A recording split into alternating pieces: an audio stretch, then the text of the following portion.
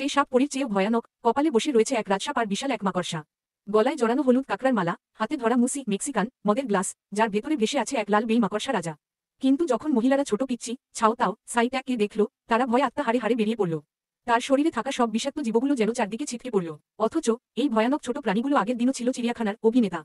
তবে সেই রাতে তারা সিদ্ধান্ত নেয় চিড়িয়াখানা থেকে একযোগে পালাবে। তারা নিরাপত্তারক্ষীদের পাশ কাটায়, নজরদারি ক্যামেরার সামনে দিয়ে চুপি চুপি সরে পড়ে, সার্চলাইট এড়িয়ে যায়, এমনকি পাথরের মানুষ আর ফুলের আক্রমণ থেকেও বেঁচে যায়। কিন্তু ঠিক যখন পালানোর মুখে, তখন তারা গিয়ে পড়ে কারা নামের এক বিখ্যাত অভিনেত্রীর সামনে। সে বাতাসে এক ধরনের ঘণ্টা বাজাচ্ছিল, যেটা সতর্ক সংকেত। ভদ্র পুলিশ মিডুসা বলে উঠল, চুপ করে থাকো। কারা সাহস দেখে প্রশংসা করলেও মন গলল না। সে ঘণ্টা বাজাতেই থাকে। তার যুক্তি, যেসব প্রাণীর প্রতি সহানুভূতি নেই, তাদের কথায় লাভ নেই, একটাই উপায়, ইনজেকশন। ফলে অজ্ঞান হয়ে যাওয়া কারা দেয়াল থেকে পড়ে যায়। তবে এক গাছ ড্যান লাফিয়ে করে তাকে এক দোলনায় ফেলে দেয়। সেখান থেকে ক্যামেরা তার ছবি তোলে, মুখ ভর্তি লাল ফেনা। পরে দোলনা থেকে ছিটকে সে দেয়াল টপকে নিচে পড়ে যায় এবং পুরোপুরি অজ্ঞান হয়ে যায়। উপায় না দেখে মিডুসা তাকেও সঙ্গে নিয়ে পালায়। কিন্তু সামনে বাধা সমুদ্র। তবে সমস্যা যত বড়ই হোক, সমাধানও থাকে। তারা একটি পাখির বাসা এনে ছোট নৌকার মতো ব্যবহার করে। কিন্তু বেশি দূর যাওয়ার আগেই পানির নিচ থেকে উঠে আসে এক বিশাল হাঙর। তার ভয়ানক দাঁতের চেহারা দেখে সবাই আটকে ওঠে। কিন্তু হাঙর খেতে আসেনি, সে সাহায্য করতে এসেছে। যদিও এক গাফিলতিতে সে নৌকাটা ভেঙে ফেলে। পরে লজ্জিত হয়ে সেটি জোড়া লাগিয়ে বলে, সে কুৎসিত প্রাণী সংঘ এর সদস্য।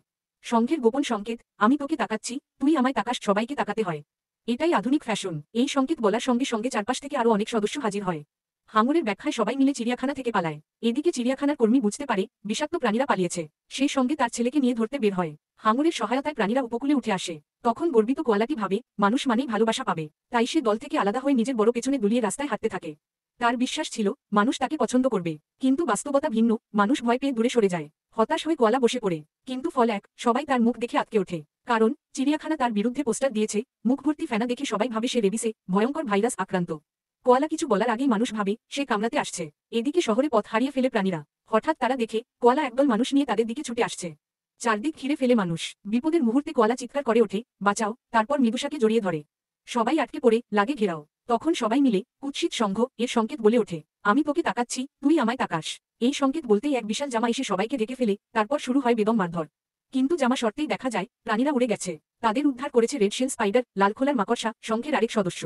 সে সবাইকে এক জায়গায় নিয়ে যায়। হঠাৎ বিশাল এক পাইপ থেকে পানির স্রোত এসে সবাইকে ভাসিয়ে নেয়, এ যেন অ্যামাজন র্যাপিড রাইড।